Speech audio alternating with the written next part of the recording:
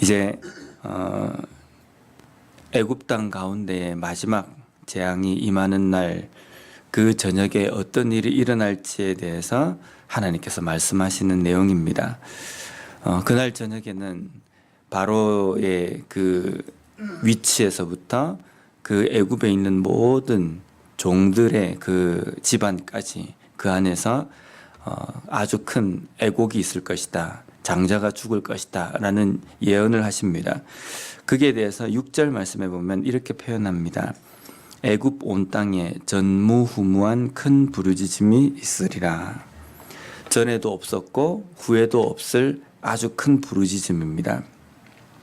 애굽 땅에는 지금까지 살아오면서 먹을 것이 부족해서 못 살아서 애통하며 부르짖는 그러한 경우가 전혀 없었습니다.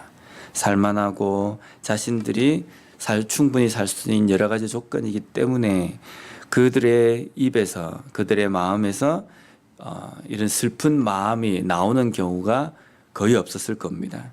근데 이날 저녁에는 울부짖음이 모든 집안 가운데 있습니다. 이유는 한 사람 한 사람 죽어나가기 때문입니다.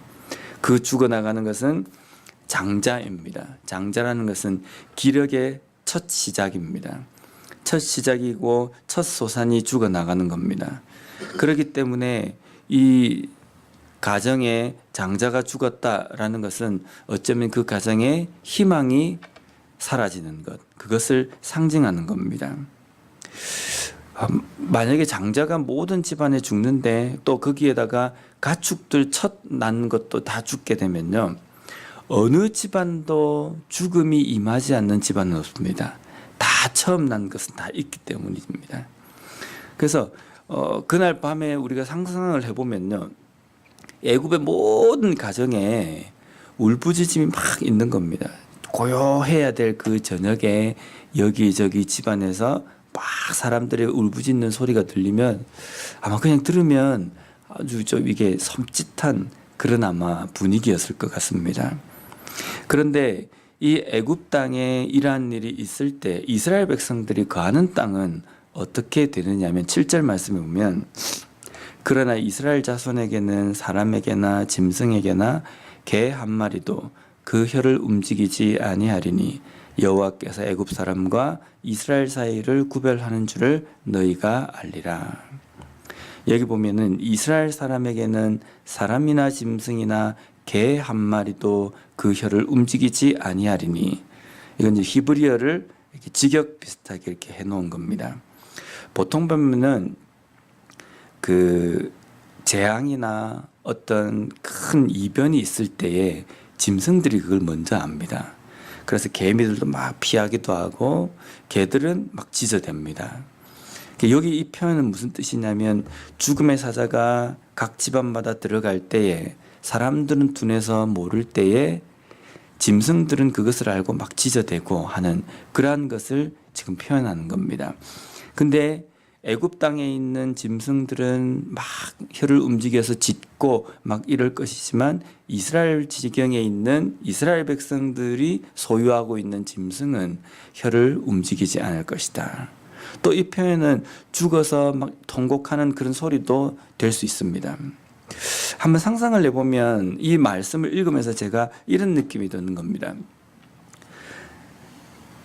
이스라엘 지경에 있는 이스라엘 백성들의 소유인 개와 애굽 사람들의 소유인 개, 이 개들이 애굽 사람들이 소유하고 있는 개는 장자가 죽습니다. 처음 난 것이 죽습니다. 근데 이스라엘 지경에 있는 짐승들은 가축들은 죽지 않습니다. 이스라엘 지경에 있는 가축들이 하나님을 믿고 하나님의 백성으로 인침을 받았기 때문에 이스라엘 백성들 가축이 죽는 게 아닙니다. 이 가축들이 죽지 않는 것은 이스라엘 백성, 하나님의 자녀들의, 하나님의 백성들의 소유라는 이유 때문이거든요.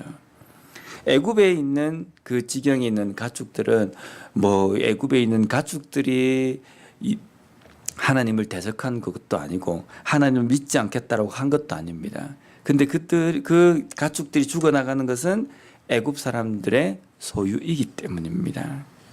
이것을 보면서 우리가 하나님의 백성이 되었다는 것은 내가 하나님의 은혜를 입고 내가 하나님의 그 축복을 받는다라는 그 차원을 넘어서서 나로 인하여서 내 주변에 있는 믿지 않는 사람들이 하나님의 은혜와 축복의 그러한 길들을 그들이 같이 함께 가고 또 그들에게도 하나님의 은혜가 임하는 어쩌면 우리의 삶이 축복의 통로가 된다는 겁니다. 물론 내가 믿었기 때문에 내 가족도 당연히 구원받는다, 아니면 내 친구들도 구원을 받는다는 그 의미가 아니라 내가 하나님의 백성으로 살아간다는 것은 나를 통하여서 복음과 또 하나님의 은혜가 주변으로 흘러 들어갈 수 있다라는 겁니다. 그래서 우리가 하나님의 백성, 하나님의 소유가 되었다는 이 자체가 큰 은혜이며 축복이라는 겁니다. 또 오늘 이 10번째 장자의 죽음에 대해서 9절 말씀에 보면 여호와께서 모세에게 이르시기를 바로가 너희의 말을 듣지 아니하리라. 그러므로 내가 애굽 땅에서 나의 기적을 더하리라 하셨고, 여기 보면 하나님께서는 이 장자의 마지막 이 재앙에 대해서 나의 기적이라고 표현합니다. 우리가 10가지 이 재앙에 대해서 표현할 때 재앙이라고 이야기를 하거든요. 이게 재앙이라는 이 의미는 애굽 사람들에게 재앙입니다. 이스라엘 백성들에게는요, 기적입니다. 하나님께서 기적을 베푸실 때에 믿지 않는 백성들에게는 그것이 재앙이 됩니다. 그런데 믿는 하나님의 백성들에게는 기적이 된다는 겁니다. 고린도전서 1장 18절 말씀에 보면 십자가의 도가 멸망하는 자들에게는 미련한 것이요 구원을 받는 우리에게는 하나님의 능력이라. 십자가의 그 은혜는 우리에게 은혜고 또 하나님의 능력이고 우리에겐 기적이지 않습니까? 그런데 이 십자가가 하나님을 믿지 않는 자들, 그 멸망하는 자들에게 이것이 미련한 것이 된다는 겁니다. 이 십자가의 이 은혜로 인하여서 심판을 받게 되고 그것으로 인하여서 그들이 징계를 받게 된다는 겁니다. 하나님의 은혜가 우리에게 은혜가 되는 것은 우리가 하나님의 자녀로서 부름을 받았기 때문입니다. 우리가 이 땅의 삶을 살아가면서 그 은혜를 받은 백성으로 이 땅의 삶을 살아가는 모습이 어떠해야 하는가? 우리가 은혜 받은 자로서 하나님의 은혜가 우리의 삶 속에 은혜가 되는 삶을 살아야 된다는 겁니다. 하나님께서 우리에게 부어주신 그 은혜가 우리에게 재앙이 될 때에는요, 심판이 되고 그것이 징계의 어떤 모습이 될 때에는 우리의 삶이 잘못 살고 있다는 증거입니다. 오늘도 다시 한번 우리에게 기적을 베푸셔서 은혜 가운데 살게 하신 그 하나님의 그 은혜로 인하여서 우리뿐만 아니라 나와 함께 연결되어 있는 주변에 있는 모든 지체가 나를 통하여서 복음을 듣고 그로 말미암아 그들에게도 하나님의 은혜가 온전히 퍼져나갈 수 있는 축복의 통로로서 삶을 살아가는 우리가 되었으면 좋겠습니다. 기도하겠습니다.